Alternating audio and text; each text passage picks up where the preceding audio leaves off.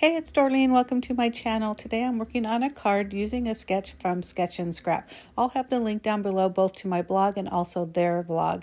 So this piece of paper that I'm using is actually a stamp off. I was testing some ink pads to see if they had any ink, and I had like a rectangle shaped stamp, solid stamp, and I was just stamping all over the back actually of a pattern piece of paper that I planned on throwing away.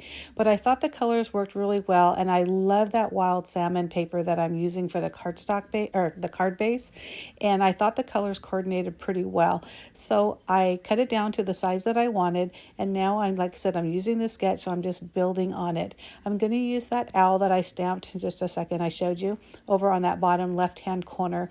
Now the reason why I grabbed that post-it note, because I thought that's about the size that I wanted in that square, so 3 by 3 it is. Now I'm using the back of a Project Life card. Now these are, or this was originally, you know how you can get like a 12 by 12 sheet, mostly like when you get them in pads or sets, and it has all the cutouts. So that was one of them, and I really like that dark brown wood grain. I thought it was so pretty, and I thought it would really coordinate well with kind of a wintry, cozy feeling that I was trying to emulate with this card, with the owl and with these kind of dark, natural colors. So I just trimmed down a piece of white cardstock. I want to say it was 2 3/4 by 2 3/4 square. And then I'm going to be using a strip of also that same piece of paper, but this is the opposite side.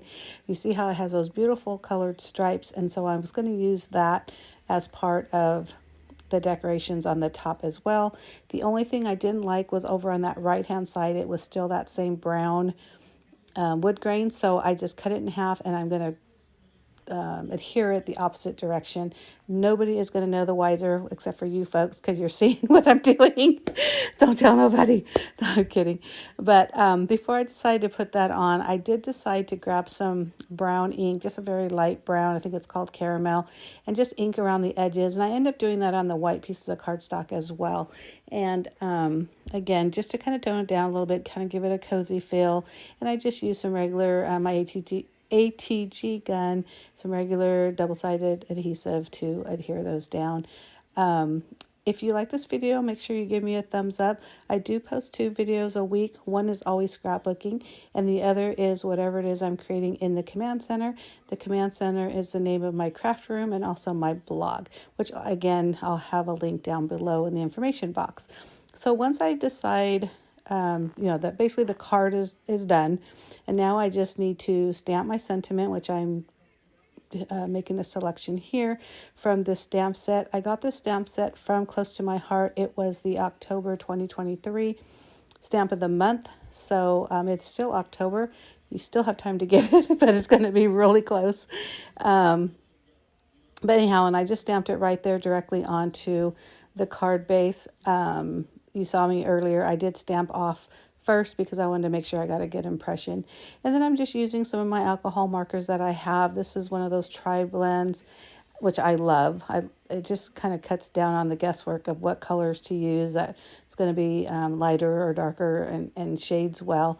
I have mentioned many times before, I am not an expert when it comes to coloring, but basically I just usually put a little lighter shade and then color, and then I shade it with a little bit darker. I decided to pretty much use green for the hat and the scarf, and again just use a lighter green, and then I darkened it with the darker green. Nothing fancy, but it actually looks really pretty, and I'm really happy with it. A lot of times I'll use a white pen or sometimes even a black pen and just add like little dots here or there. Just little highlights. I don't believe I do it on this one, but we'll wait and see because I really don't remember. But right now I'm just shading some of that white areas with a blue gray, a very light blue gray. And I like to do that as well, especially in something that's supposed to be white, like that little ball on the top, because it just gives it a little bit of shadow and kind of deepens the look of that. Just grab some scissors. I'm fussy cutting it out. I'm not going to show you the whole thing, but basically I'm just cutting out the image and getting as close as possible to the outline of the owl stamp. So I am going to put it on that lower left hand corner, just like the sketch shows. And also, if you looked at the sketch, I know it just kind of zoomed it past, but there is a little piece of, paper or whatever that's kind of going over to right underneath the image. I just use a piece of washi tape, and now I'm going to put a little bit of splatter, which seems to be like my favorite thing to do, that and some black outlines. And I splatter. This is a dark rose, so it's a dark brown. It's really pretty. I wasn't sure if I was going to use dimensional or foam adhesive to put the owl on, but I decided I'm just going to put it on flat. I just thought it didn't need a lot of bulk. And so I put it down, and I'm taking a really good look at it. And then I realized, although I love that wild salmon color card base, it just, I don't know, it's just something about it. It just wasn't sitting well with me. So I decided to peel everything off. I was really trying to be careful because I still want to use this piece as the card base. But what I decided to do, and you're going to see me remove as much of the old adhesive as possible.